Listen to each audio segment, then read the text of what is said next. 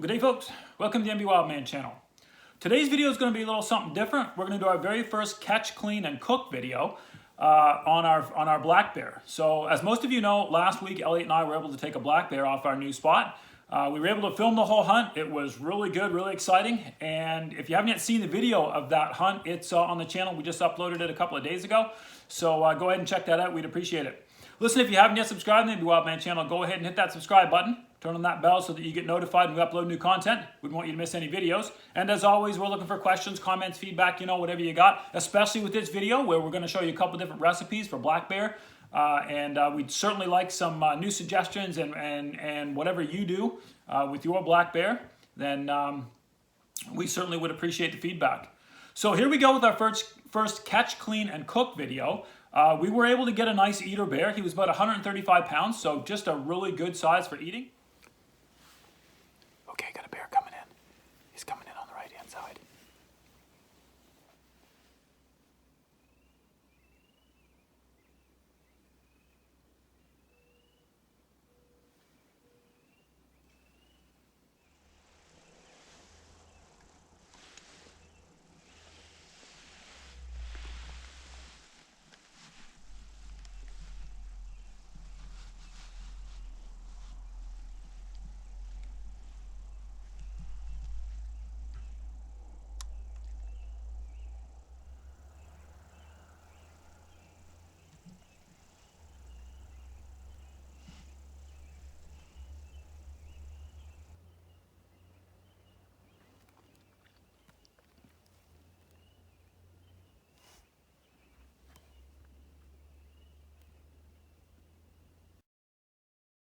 He's not a big bear, but I'm going to take him.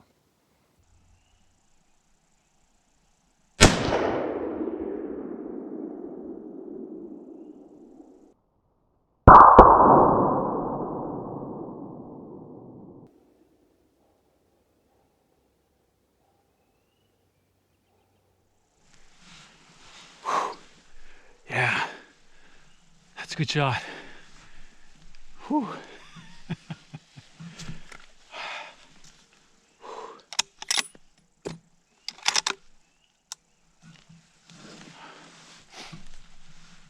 Oh yeah, he didn't go anywhere. And here's Elliot right here and I skinning him out.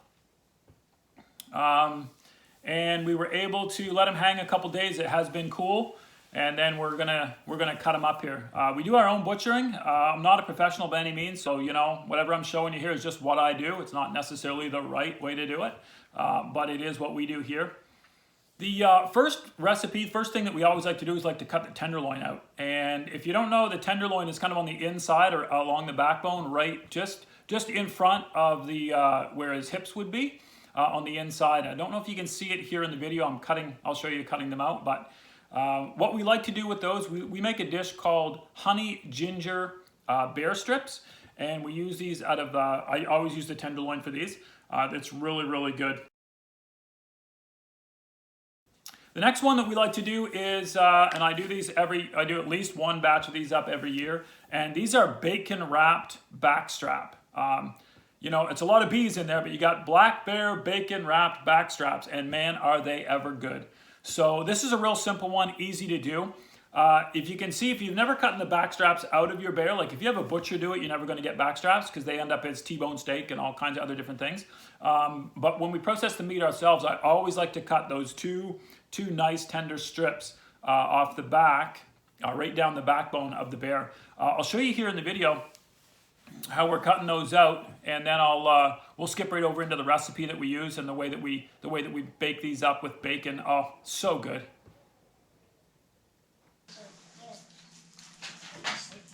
I don't want to cut it off. No, just hit the floor.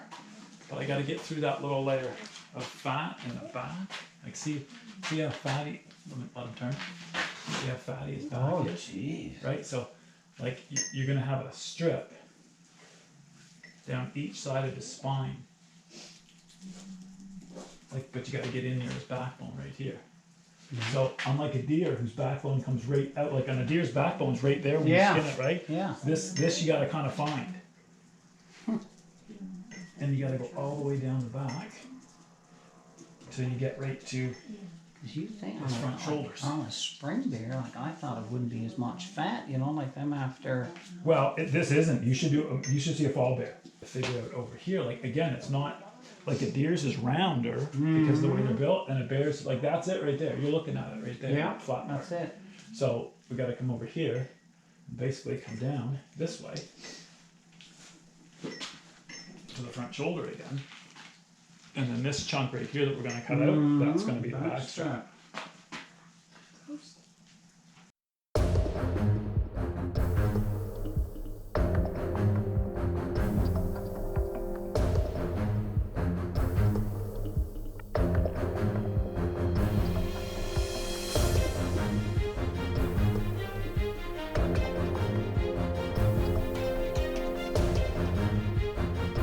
So you got your back strap all out, and you're going to want to take that, just bring it inside or wherever. And what you're going to want to do here is you just going to want to cut it. Now I started by just cutting it in half, just to make it a little easier to work with. You can do whatever you want in this department, of course, whatever suits your fancy.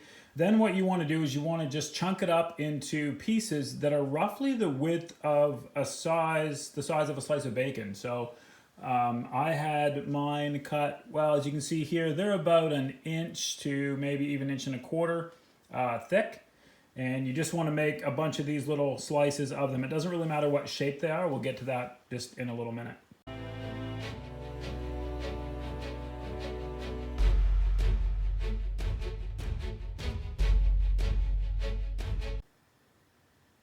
Okay, so you're all cut up now, and what you're going to need is a pound of your favorite bacon flavor and a bottle of some toothpicks. And it's real simple from here. You're just going to want to round your piece of meat and then put the bacon, wrap it around the edge, so not the piece that you cut, but the outside edge of that back strap.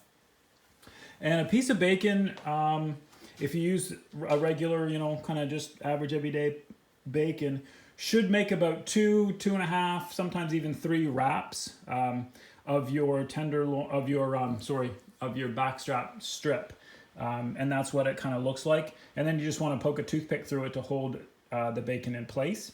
And you just want to do this to all of everything that you've cut up. Now you can use a marinade here if you want to before you wrap it in bacon. You can soak it overnight in your favorite marinade. I don't like to do that because I really just like the whole flavor of the bear.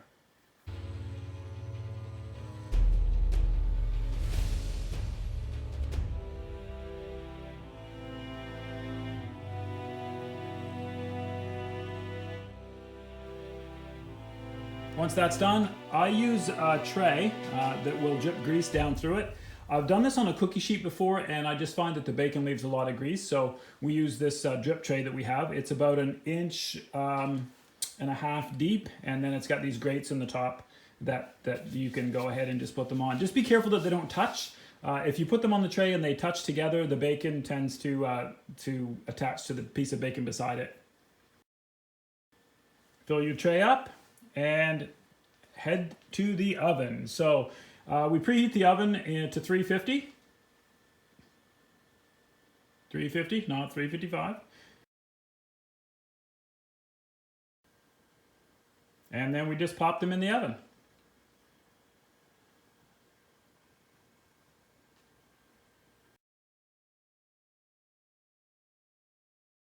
And then we set our timer for 30 minutes.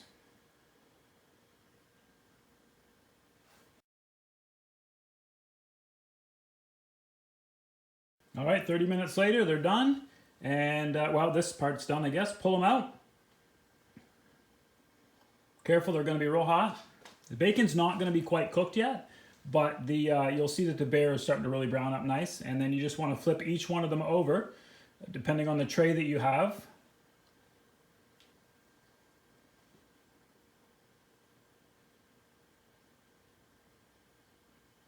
Reset your timer for an additional 30 minutes. So you've got 1 hour cook time total set with your oven set to 350. Half an hour for each side. Back into the oven they go.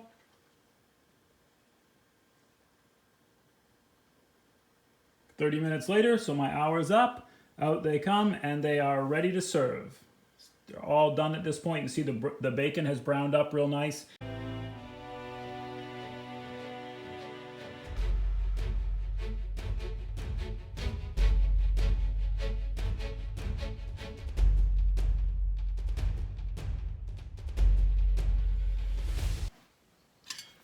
Yeah, so anyway, this is what they look like when they're done, and you really can't beat them. You can serve them over rice, you can serve them, with mashed potatoes, or you can just eat them. I mean, you do whatever you want with them once they're cooked.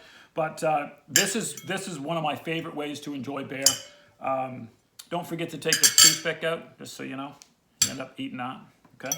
But man, if you want to give, your friends and neighbors or whatever a real taste of what a bear actually is and what it tastes like, then go ahead and cook it up this way. Man, they will love it. Don't tell them what it is until after they eat it, if they're a little squeamish about that stuff. But man, it's real flavor. The bacon really, gives it some extra flavor. But oh, that's good bear. Anyway, I'm gonna eat. So until next time. Happy hunting from the MB Wildman channel.